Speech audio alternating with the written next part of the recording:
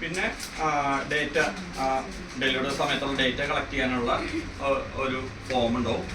പിന്നെ ഉള്ളത് ബേസിക് ആയിട്ടുള്ള ബാഗ്, ഓർഡർ കളക്ട് ചെയ്യാനുള്ള ബാഗ്. അപ്പോൾ ഇത്രയും സാധനങ്ങളാണ് ഈ കിറ്റിനകത്ത് ഉണ്ടാവുക. ഇപ്പോൾ ക്ലയൻറ്റ് രജിസ്റ്റർ ചെയ്ത് കഴിഞ്ഞാൽ ക്ലയൻറ്റ് നേരെ ഹോസ്പിറ്റലിലേക്ക് പോകുമ്പോൾ ഈ കിറ്റ് അങ്ങനെ തന്നെ ഹോസ്പിറ്റലിലേക്ക് കൊണ്ടുപോകും.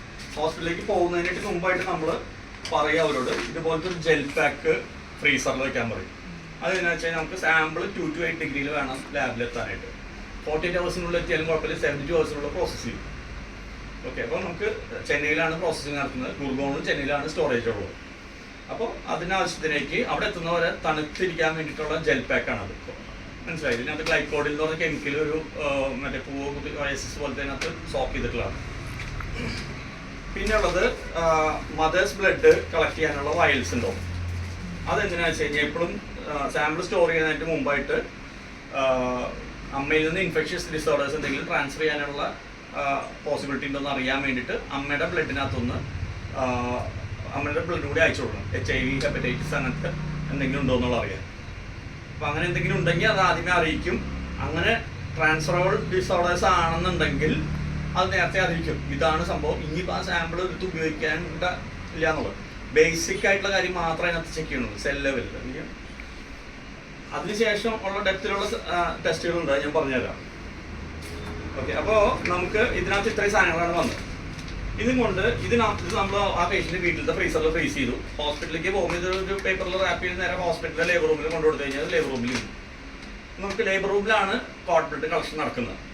കോഡ് ബ്ലഡ് കളക്ഷൻ്റെ സമയത്ത് 5 മിനിറ്റ് മുമ്പെങ്കിലും കിറ്റ് ഡോക്ടറുടെ മുമ്പിൽ വേണം. ഇത്രയും സാധനങ്ങൾ ഇതിനകത്ത് വരാവുന്ന സാധനങ്ങൾ എന്ന് പറഞ്ഞാൽ ഒരു വീട്ടിലായാലും ഇപ്പോൾ വീട്ടിലായാലും നടക്കുന്നില്ല, എവിടെയാണ് ഡെലിവറി നടക്കുന്നത് വെച്ചാൽ അവിടേക്ക് വേണ്ടിയിട്ടുള്ള എല്ലാ കളക്ട് ചെയ്യാനുള്ള എല്ലാ സാധനങ്ങളും ഉണ്ട്. ഇൻക്ലൂഡിങ് ഗ്ലൗ ഉണ്ട്, നീഡില്, നമുക്ക് സിറിഞ്ചിന് പകരം വാക്കറ്റൈനർ നീഡിൽസ് ആണ്. അത് അറിയാലോ, വാക്കറ്റൈനർ നീഡിൽസ് അറിയാത്തവരുണ്ടോ?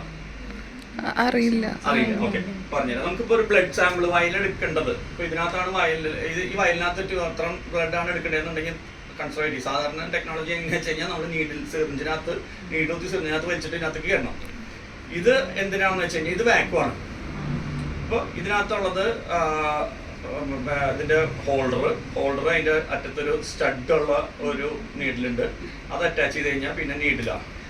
ഈ നീഡില് നമ്മൾ വെയിനിലേക്ക് കൊടുത്തതിന് ശേഷം ഇത് പുഷ് ചെയ്ത് കൊടുത്തു കഴിഞ്ഞാൽ ഓട്ടോമാറ്റിക്കായിട്ട് ഇതിലേക്ക് വലിച്ചു കയറിക്കോളും. ഫുള്ള് വേണ്ട. ഓക്കെ, ഇതിനകത്ത് വന്നറിഞ്ഞു അടുത്ത് എത്ര വേണമെങ്കിലും അങ്ങനെ ചെയ്യാം. അപ്പോൾ അതിനുള്ള അഡ്വാൻസ്ഡ് ആയിട്ടുള്ള ടെക്നോളജി മാത്രമേ ഉള്ളൂ, ഒന്നുമില്ല. നമ്മൾ സാധാരണ സിറിഞ്ചിന് പകരം ഇത് ഉപയോഗിക്കുന്നു. സാധാരണ സിറിഞ്ചിൽ നമുക്ക് എടുത്തിട്ട് തിരിച്ചിനകത്തേക്ക് ഒഴിച്ച് അടക്കുകയൊക്കെ ചെയ്യണം. ഇതൊന്നുമില്ല. ഇത് വെറുതെ പഞ്ചർ ചെയ്ത് കഴിഞ്ഞാൽ ഫുള്ളായി മാറ്റി വയ്ക്കുക, അടുത്തതേക്ക് എത്ര വേണമെങ്കിലും എടുക്കാം. അതിനുശേഷം ഇത് ലോക്ക് ചെയ്ത് കളയാം. അപ്പോൾ അതാണ് വാക്വം നീഡിൽ വാക്വം. അത് ഇതിനകത്ത് ഇൻക്ലൂഡഡ് ആണ് കിറ്റിനകത്ത്. അപ്പോൾ നമ്മൾ കളക്ഷന് സമയത്ത് റെഡി ആയി നിന്ന് കഴിഞ്ഞാൽ എത്ര ആയി കഴിഞ്ഞാൽ പിന്നെ വെയിറ്റിംഗ് ഫോർ ബേബി ഔട്ട് ആവാനായിട്ട്. ഒന്നല്ലെങ്കിൽ വെജൈനൽ ഡെലിവറി അല്ലെങ്കിൽ CS. ഇത് രണ്ടെണ്ണമാണ് ഏതെങ്കിലും വരുള്ളൂ. അപ്പോൾ ഏതിനായാലും നമുക്ക് ബേബി ഔട്ടായി കഴിഞ്ഞാൽ ക്ലാമ്പ് ചെയ്യുമ്പോൾ ഡോക്ടേഴ്സിനോട് സാധാരണ ഇതിൽ പറയാം near to the baby clamp ചെയ്യാൻ. കാരണം വെച്ചാൽ നമുക്ക് ആ കോഡിലത്തെ മാക്സിമം കിട്ടും. കോഡിൻ്റെ അടുത്ത് പ്ലസ്.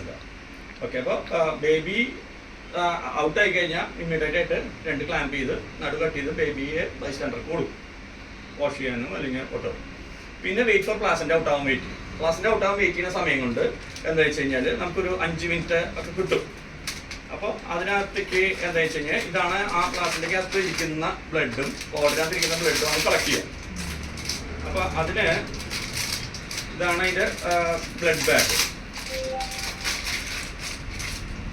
ഇതൊക്കെ അവിടെ അകത്താവുമ്പോൾ ഇത് സ്റ്റെറൈലായിട്ടാണ് ഹാൻഡിൽ ചെയ്യുക. എന്ന് പറഞ്ഞാൽ നമുക്ക് സ്റ്റെറൈലായിട്ട് തുറന്നു വിടണം. സ്റ്റെറൈൽ ഷീറ്റ് അതിനുള്ള പ്രൊവൈഡ് ചെയ്യുന്നുണ്ട്. ഗ്ലൗ ഇട്ടൊക്കെ ചെയ്യണം. ഞാനിപ്പോൾ ഇവിടെ നിങ്ങൾക്ക് കാണിക്കാൻ വേണ്ടി ചെയ്ത് മാത്രമേ ഉള്ളൂ.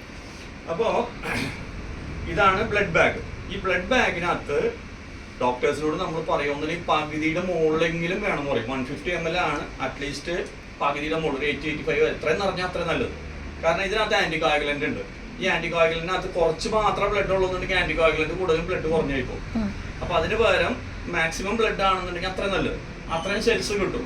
പക്ഷേ നമുക്കിപ്പോൾ ഈ ഒരു ml ബ്ലഡിനകത്തുനിന്ന് എത്ര സെൽസ് കിട്ടും എന്നുള്ളത് അവിടെ എത്തിയതിന് ശേഷം എക്സ്ട്രാക്ട് ചെയ്തതിന് ശേഷം അറിയാൻ പറ്റുള്ളൂ.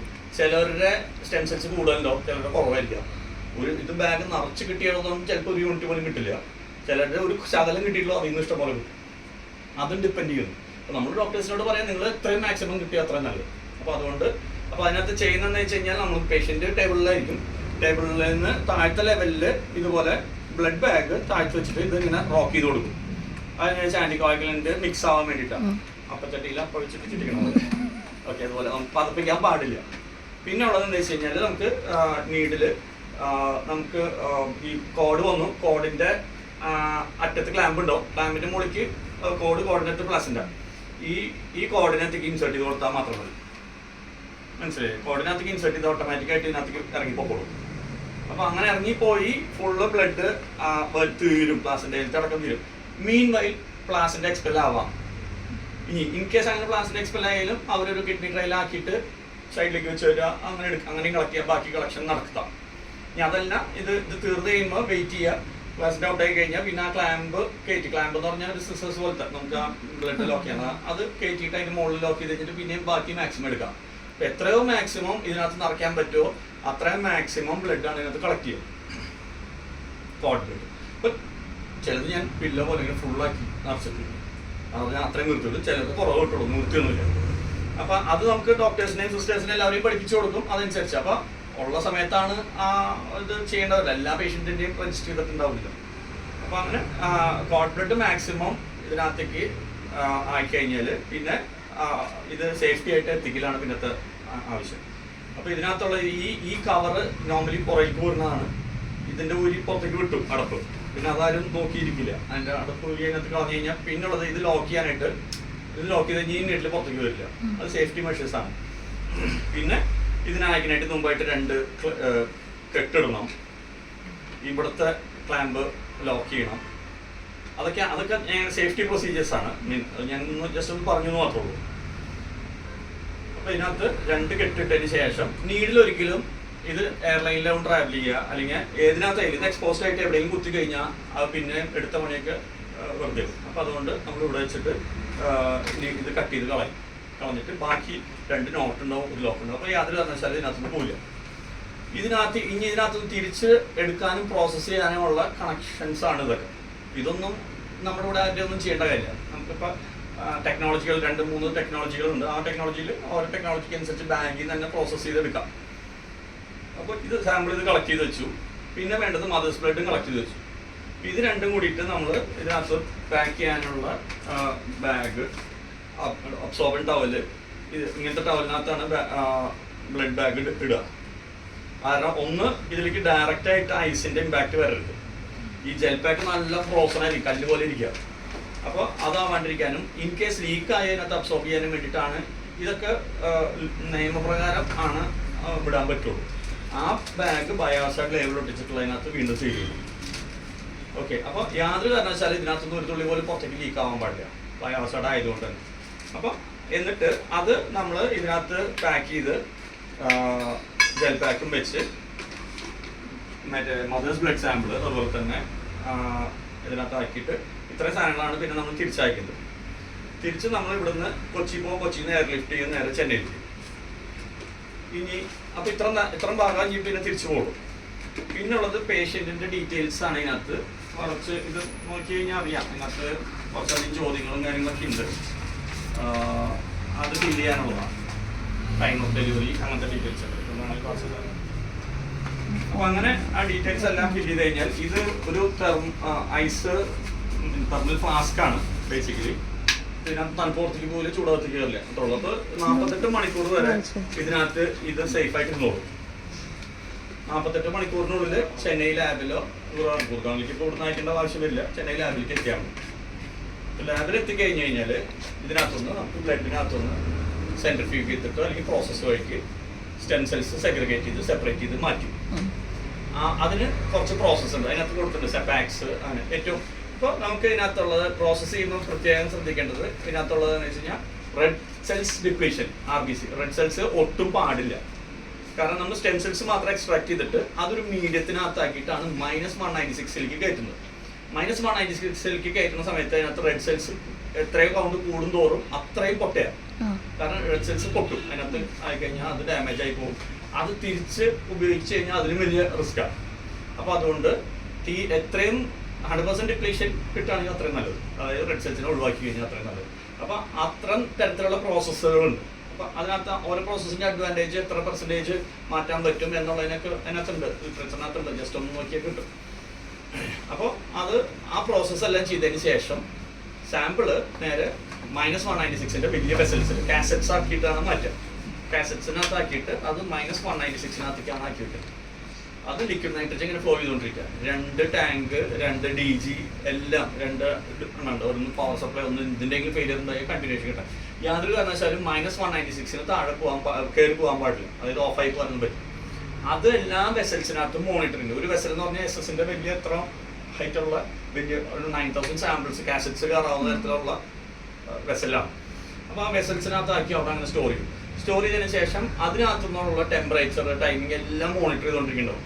ഇൻ കേസ് എന്തെങ്കിലും ഒരു ഫെയിലിയർ കൊണ്ട് ഒരെണ്ണത്തിന് ടെമ്പറേച്ചർ ഈ -198 കയറി പോവുകയാണെന്നുണ്ടെങ്കിൽ അപ്പോൾ തന്നെ അലാമും കാര്യങ്ങളാവും, അപ്പോൾ തന്നെ റിപ്പയർ ചെയ്യുക അല്ലെങ്കിൽ മാറ്റുക എന്താണെന്ന് വെച്ചാൽ അത് അപ്പോൾ തന്നെ ചെയ്യാം. ഇത് വെച്ചിരിക്കുന്ന സ്ഥലങ്ങൾ സാധാരണഗതിയിൽ ഫ്ലഡ്, എർത്ത് പ്രോൺ ആയിട്ടുള്ള സ്ഥലങ്ങൾ വെക്കില്ല, അല്ലാത്ത സ്ഥലങ്ങളിലാണ് വെക്കും. അത്ര നാളുകൾ സൂക്ഷിച്ചിരിക്കേണ്ടതാണ്. അപ്പോൾ നമുക്കിത് എത്ര നാൾ സൂക്ഷിക്കാമെന്ന് വെച്ച് കഴിഞ്ഞാൽ മേ ബി 1000-2000 വർഷം നിങ്ങൾക്ക് ഇരുന്നോളൂ, ആസ് ലോങ് ആസ് -196 സാധാരണ ഒരു പേഷ്യൻ്റ് എത്ര നാൾ വയ്ക്കാന്ന് വെച്ചാൽ, അല്ലെങ്കിൽ ഒരു ക്ലയൻറ്റ് എത്ര നാൾ വയ്ക്കാന്ന് വെച്ച് കഴിഞ്ഞാൽ, ഒന്ന് 21 വയസ്സ് കുഞ്ഞ് അഡൾട്ടാണ് വരെ, അല്ലെങ്കിൽ ലൈഫ് ടൈം ഫോർ 75 years. അപ്പോൾ അങ്ങനെ വേണമെങ്കിൽ അങ്ങനെ പറയാം. അപ്പോൾ ഞാൻ എൻ്റെ കുഞ്ഞിന് വേണ്ടിയിട്ട് ഒന്നില്ലെങ്കിൽ 21 അല്ലെങ്കിൽ ഞാൻ കുഞ്ഞിന് വേണമെങ്കിൽ കണ്ടിന്യൂ ചെയ്യാം, വേണ്ടെങ്കിൽ വേണ്ട. അതല്ലെങ്കിൽ എൻ്റെ ഇപ്പോൾ പൈസ ഉണ്ട്, ആ സമയമായിരിക്കും കൂടുതലാവുന്നുള്ളത് കൊണ്ട് ഞാനത് 75 years സ്റ്റോർ ചെയ്യാം. 75 years വരെ കുഞ്ഞിൻ്റെ കാര്യം ആ സാമ്പിൾ അവിടെ സ്റ്റോർഡ് ആയിരിക്കും. അങ്ങനെ വന്നുകൊണ്ടിരിക്കുന്ന സാമ്പിൾസ് മുഴുവൻ അതിനകത്ത് ലോഡിട്ടാണ്. അത് ലാബ് മൊത്തം ഇൻഷുർഡ് ആണ്. അപ്പോൾ എന്തെങ്കിലും സാഹചര്യം വന്നാൽ തന്നെ 20 ലക്ഷം രൂപയാണ് കോമ്പൻസേഷൻ ഓഫർ ചെയ്തിട്ടുള്ളത്. അപ്പോൾ അതുകൊണ്ട് തന്നെ ഇൻ കേസ് ഒരു ലാബ് ഡാമേജ് എന്തെങ്കിലും ഉണ്ടായിക്കഴിഞ്ഞാൽ, ഫയറോ അല്ലെങ്കിൽ എർത്ത് എന്തെങ്കിലും സാഹചര്യത്തിൽ നശിക്കേണ്ട ഒരു സാഹചര്യം വരികയാണെങ്കിൽ അത് ഇൻഷുർഡ് ആണ്. അപ്പോൾ അതുകൊണ്ട് ഒന്നും പറ്റിയില്ലെങ്കിൽ പൈസയ്ക്ക് കൊടുക്കാം. പൈസയ്ക്ക് കൊടുത്തിട്ട് കാര്യം, നമുക്ക് ആവശ്യം ഇൻഷുറൻസ് ഒക്കെ ഉണ്ട് ഇഷ്ടംപോലെ പൈസയ്ക്കുള്ളതിന്. സെല്ലാണ് വേണ്ടത്. അപ്പോൾ കളക്ഷൻ്റെ ഐഡിയ കിട്ടിയോ? പ്രോസസ്സിങ് മനസ്സിലായോ? പ്രോസസ്സിങ്, സ്റ്റോറേജ് അല്ലേ. ഇനി പിന്നീട് റിട്രീവലാണ്. റിട്രീവലിൻ്റെ ആവശ്യം വരെ എവിടെയാണെന്ന് വെച്ച് കഴിഞ്ഞാൽ, ഇപ്പോൾ എനിക്ക് ലുക്കീമിയ അല്ലെങ്കിൽ ക്യാൻസർ ഐഡൻറ്റിഫൈ ചെയ്തു, എനിക്ക് സ്റ്റെം സെൽസ് വെച്ചിട്ട് ട്രാൻസ്പ്ലാന്റ് ചെയ്ത് മാറ്റാനുള്ള സ്റ്റേജിലാണ് നിൽക്കണമെന്നുണ്ടെങ്കിൽ പല സ്റ്റേജസ്, പല കണ്ടീഷൻസ് ഉണ്ട്. അപ്പോൾ അതിനകത്ത് അത് ഡോക്ടേഴ്സാണ് ഡിസൈഡ് ചെയ്യുക. ഒന്നില്ലെങ്കിൽ തെറാപ്പി കൊണ്ട് കുറേ നാൾ പ്രൊലോങ് ചെയ്യാം. ചിലതിനകത്ത് ഈ തെറാപ്പി ഒന്നും പിടിക്കില്ല, ഓട്ടോമ്യൂൺ കയറി അല്ലെങ്കിൽ അതിനകത്ത് മെഡിസിനോടുള്ള റെസ്പോൺസ് ഇല്ലാണ്ടാവും. അങ്ങനത്തെ സിറ്റുവേഷനൊക്കെ വന്നു കഴിഞ്ഞാൽ പിന്നെ ഒന്നും ചെയ്യാനില്ല, ട്രാൻസ്പ്ലാന്റ് ചെയ്യാൻ പറ്റും. അത് ലിക്വിഡ് ക്യാൻസർ, ഇങ്ങനെ ലുക്കേമിയ അങ്ങനത്തെ ബ്ലഡ് റിലേറ്റഡ് ഡിസോർഡേഴ്സിനാണ് ഇത് പറ്റുള്ളൂ. ഓർഗൻ ട്രാൻസ്പ്ലാന്റ് ഇതിനകത്ത് പറ്റില്ല.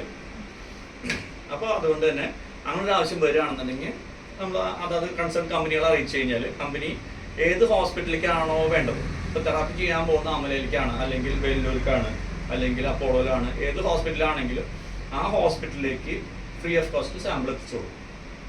ഇപ്പോൾ ഡോക്ടർ പറയുന്നത് ഈ അസുഖത്തിന് ഞങ്ങൾക്ക് 200 million cells ആണ് വേണ്ടത്. അപ്പോൾ ഒരു ആ സാമ്പിൾ എടുത്തിട്ട് അതിനകത്ത് എത്രയുണ്ട് നോക്കും. പറ്റിയില്ലെങ്കിൽ അത് മൾട്ടിപ്ലൈ ചെയ്തിട്ട് 200 million cells ആക്കിയിട്ട് ഇന്ന ഡേറ്റിലാണ് ഇൻഫ്യൂസ് ചെയ്യണമെന്നുണ്ടെങ്കിൽ ആ ഡേറ്റിലേക്ക് ആ ഹോസ്പിറ്റലിലേക്ക് എത്തിച്ചോളൂ. ഹോസ്പിറ്റലുകാർ എന്താ നോർമലി ചെയ്യണമെന്ന് വെച്ച് കഴിഞ്ഞാൽ പേഷ്യൻറ്റിനെ നമ്മൾ കീമോ ചെയ്ത് മൊത്തം ഇതിനെല്ലാത്തിനെയും സെൽസ് അല്ലാണ്ട് കളഞ്ഞതിന് ശേഷം ഫ്രഷ് ആയിട്ട് വെറുതെ സ്റ്റെം സെൽസ് ബ്ലഡിലേക്ക് കയറ്റി വിടുക മാത്രമല്ല. അത് കയറി ചെന്ന് നമുക്ക് എവിടേക്കാണോ റിപ്പയർ ചെയ്യണമെങ്കിൽ റിപ്പയർ ചെയ്യും. ബോൺ മാരോയിലാണെങ്കിൽ ബോൺ മാരോ, ഓർഗനിലാണെങ്കിൽ ഓർഗനിൽ, ബ്ലഡിലാണെങ്കിൽ ബ്ലഡ് സ്ട്രീമിൽ എല്ലായിടത്തേക്കും കയറുക. അങ്ങനെയാണ് ബ്ലഡ് ട്രാൻസ്പ്ലാന്റ് നടക്കുന്നത്. BMT, ബോൺ മാരോ ട്രാൻസ്പ്ലാന്റ് എന്നാലും പറയും. ആ ട്രാൻസ്പ്ലാന്റ് നടന്നു കഴിഞ്ഞാൽ ഉള്ള ബുദ്ധിമുട്ടെന്ന് വെച്ച് കഴിഞ്ഞാൽ നമുക്ക് ഒന്ന് പേഷ്യൻറ്റിനെ HLA മാച്ച് ചെയ്ത് പിടിക്കണം. നമ്മുടെ ശരീരത്തിലേക്ക് ഫോറിൻ ബോഡിയാണ് വരുന്നത്. അപ്പോൾ നമ്മൾ ഓൾറെഡി നമ്മുടെ ഇമ്മ്യൂൺ സിസ്റ്റത്തിനെ മുഴുവൻ കോംപ്രമൈസ് ചെയ്തിട്ടാണ് ചെയ്യുന്നത്. അങ്ങനെ കോംപ്രമൈസ് ചെയ്തിട്ടാണ് ഒരു തേർഡ് പാർട്ടിയുടെ നമുക്ക് നമ്മുടെ ശരീരത്തിലേക്ക് കയറുള്ളൂ. കോംപ്രമൈസ് ചെയ്യുന്ന സമയങ്ങളിൽ ആ ഹോസ്പിറ്റലിൽ ഏതെങ്കിലും പാസിംഗ് ബൈ ജെൻസോ പാത്തജൻസോ എന്തെങ്കിലും ഉണ്ടെങ്കിൽ തന്നെ അത് മുഴുവൻ കയറി പിടിക്കും. അപ്പോൾ നിയർ ബൈ അസുഖങ്ങൾ മുഴുവൻ വരാനുള്ള പ്രോബിലിറ്റി അതിനകത്തുണ്ട്. അപ്പോൾ അതുകൊണ്ട് എന്താ വെച്ച് കഴിഞ്ഞാൽ ഈ റൂം, അവരെ താമസിപ്പിക്കുന്ന റൂമുകൾക്ക് ഓരോ ക്ലാസ്സുകളുണ്ട്. അതായത് ഇത്ര അണുക്കളെ പോലും അകത്ത് വിടാത്ത തരത്തിലുള്ള റൂമിലായിരിക്കും. അപ്പോൾ അങ്ങനത്തെ റൂമിനകത്ത് താമസിക്കണമെങ്കിൽ കോസ്റ്റ്ലി ആയിരിക്കും. അത് എല്ലായിടത്തും ഉണ്ടാവില്ല. അതുകൊണ്ട് എല്ലാ ഹോസ്പിറ്റലിലും അങ്ങനത്തെ റൂമുകൾ പ്രിപ്പയർ ചെയ്യാൻ പറ്റില്ല. അതായത് ഓപ്പറേഷൻ തിയേറ്ററിനെക്കാട്ടി സ്റ്റെറൈലായിരിക്കും ആ റൂമുകൾ. അപ്പോൾ അങ്ങനത്തെ റൂമുകളിൽ എത്ര നാൾ എടുക്കും എന്നുള്ളതും പറയാൻ പറ്റില്ല. കാരണം വെച്ചാൽ നമ്മുടെ ബോഡിക്ക് റെസിസ്റ്റൻസ് ഇല്ല. അപ്പോൾ ഈ സ്റ്റെം സെൽസ് കയറി ആക്ട് ചെയ്ത് ചിലപ്പോൾ 1 മാസം കൊണ്ടോ 1 ആഴ്ച കൊണ്ടാവുകയാണെങ്കിൽ അത്രയും കുറവ് താമസിച്ചാൽ മതി. കൂടുതൽ നാൾ വേണ്ടി വന്നാൽ കൂടുതൽ നാൾ കിടക്കേണ്ട ഒരു കോസ്റ്റ്ലി. അപ്പോൾ അതാണ് ട്രാൻസ്പ്ലാന്റിൻ്റെ വന്നിട്ട്. അപ്പോൾ നമ്മുടെ ശരീരത്തിലേക്ക് അത് മാറി പുതിയ സ്റ്റെം സെൽസ് കയറി ആക്ട് ചെയ്ത് തുടങ്ങിക്കഴിഞ്ഞാൽ ഓട്ടോമാറ്റിക്കായിട്ട് നമ്മുടെ അസുഖങ്ങൾ മാറി, ലുക്കേമിയ മാറി രക്ഷപ്പെടും. അതാണ് തെറാപ്പി സൈഡിൽ വരുന്നത്. അപ്പോൾ പിന്നുള്ളത് നമുക്ക് ഇപ്പോൾ നമ്മുടെ നാട്ടിൽ ഓർഗനകത്തേക്കൊന്നും റിസർച്ച് ചെയ്തൊന്നും ആയിട്ടില്ല. സ്റ്റെം സെൽസ് എത്ര തരമുണ്ട്? Stem cells embryonic stem cells basically ഇല്ലേ? നമുക്കിവിടെ എംബ്രിയോണിക് സ്റ്റെം സെൽസ് എന്തെങ്കിലും റിസർച്ച് ചെയ്യാൻ പറ്റുമോ? ഇന്ത്യയിൽ അലൗഡ് അല്ല. അപ്പോൾ ബാക്കി രാജ്യങ്ങളിൽ പറ്റും. എന്തുകൊണ്ടാണ് എംബ്രിയോണിക് സ്റ്റെം സെൽസ് എടുക്കാൻ പറ്റാത്തത്? എത്തിക്കൽ ഇഷ്യൂ ഉണ്ട്. എന്തുകൊണ്ടാ? ഒരു ബേബിയെ കൊല്ലുന്ന എഫക്റ്റ് ആണ്. അതായത് നമുക്കിപ്പോൾ ഫ്യൂഷൻ നടന്ന 6 ദിവസം കഴിയുമ്പോഴേക്കും നമ്മൾ ഇതെടുക്കുകയാണ്. അപ്പോൾ അതുകൊണ്ട് നമുക്ക് നമ്മുടെ നാട്ടിൽ അത് അലൗഡ് അല്ല. പുറം നാടുകളിൽ ചെയ്യുന്നുണ്ട്. അപ്പോൾ അങ്ങനത്തേതിനകത്ത് നമുക്ക് ഈവൻ ഒരു ഓർഗൻ ക്രിയേറ്റ് ചെയ്യാം. കിഡ്നി പുറത്ത് വെച്ചുണ്ടാക്കിയെടുക്കുക, ഹാർട്ട് പുറത്ത് വെച്ചുണ്ടാക്കിയെടുക്കുക. അതെല്ലാം വിദേശങ്ങളിൽ നടക്കുന്നുണ്ട്, നമ്മളിവിടെ നടക്കുന്നുണ്ട്. അങ്ങനെ വന്നു കഴിഞ്ഞാൽ നമുക്ക് ഓർഗൻ ട്രാൻസ്പ്ലാന്റ് ഒക്കെ പിന്നെ എളുപ്പമാവും. ഇപ്പോൾ ആസ് ഓഫ് നൗ ഡയബറ്റീസിന് സ്റ്റേജ് ക്ലിനിക്കൽ ട്രയൽസ് നടക്കുന്നു. ഫേസ് 3 ആയിട്ട് നിൽക്കുന്നുണ്ട്. അത് കമേഴ്ഷ്യലൈസ് ചെയ്ത് കഴിഞ്ഞാൽ ഇപ്പോൾ ഇനി നമുക്ക് എൻ്റെ കുഞ്ഞിൻ്റെ സ്റ്റെം സെൽസ് എടുത്ത് വെച്ചിട്ടുണ്ട്. സ്റ്റെം സെൽസ് നമുക്ക് പാൻക്രിയാസിലേക്ക് ഇൻഫ്യൂസ് ചെയ്ത് കഴിഞ്ഞാൽ പാൻക്രിയാസ് റീജനറേറ്റ് ചെയ്യും. ബീറ്റ സെൽസ് വീണ്ടും ഇൻസുലിൻ പ്രൊഡ്യൂസ് ചെയ്ത് തുടങ്ങും. എൻ്റെ ഒരു ഡയബറ്റീസ് മാറും. അത്രേ ഉള്ളൂ. അപ്പോൾ അത്രയും അഡ്വാൻസ്ഡ് ആയിക്കൊണ്ടിരിക്കണം. ഇത് എല്ലാ ദിവസം ഇങ്ങനെ ഇപ്പോൾ ട്രയൽസ് 700 നടക്കുന്നുണ്ട്. 90+ ഡിസോർഡേഴ്സിന് ഓൾറെഡി അപ്രൂവ്ഡ് തെറാപ്പി ആയി കഴിഞ്ഞു. അപ്പോൾ ഈ ട്രയൽസ് ആകുന്ന തോറും ഇപ്പം എൻ്റെ കുഞ്ഞിൻ്റെയൊക്കെ എടുത്ത് വയ്ക്കുന്ന സമയത്ത് 75 എണ്ണം വരെ ഉണ്ടായിരുന്നുള്ളൂ. ഇപ്പോൾ അവർക്കൊരു 15 വയസ്സ് കഴിഞ്ഞു. ഇപ്പോൾ അത് കയറി 90 ആയി. അതങ്ങനെ എല്ലാ കൊല്ലം കയറിക്കൊണ്ടിരിക്കും. അത് മറ്റേ ഇതിന് ടെസ്റ്റുകളനുസരിച്ച് നമുക്കിപ്പോൾ ഓരോ ഏരിയയിലേക്കും അതിനിപ്പോൾ ഇപ്പോൾ as of now approved therapy ഏതൊക്കെയുള്ളതെന്ന് ആ തന്നിട്ടുള്ള ലിറ്ററേച്ചറിനകത്തുണ്ട്. ഏതൊക്കെ ഡിസോർഡേഴ്സിനാണ് ഉപയോഗിക്കാൻ പറ്റാന്നുള്ളത് അത് നോക്കിയാൽ അതിനകത്ത് ചിലത് ഓണായിട്ട് ഉപയോഗിക്കാവുന്നുണ്ട്. അതിൻ്റെ അടുത്ത പേജ് ഓക്കെ, അതിനകത്ത് ഗ്രീൻ കൊടുത്തിട്ടില്ല. അപ്പോൾ അത്രയും ലിസ്റ്റുകളാണ്. അത് ഏതൊക്കെ സെഗ്മെന്റിൽ ഉണ്ട് എന്നുള്ളതിനകത്തൊക്കെ കാണിച്ചിട്ടുണ്ട്. അപ്പോൾ അങ്ങനത്തെ അസുഖങ്ങൾ വരുമ്പോൾ ഈ സ്റ്റെം സെൽ ആപ്ലിക്കേഷൻ ഉള്ളൂ.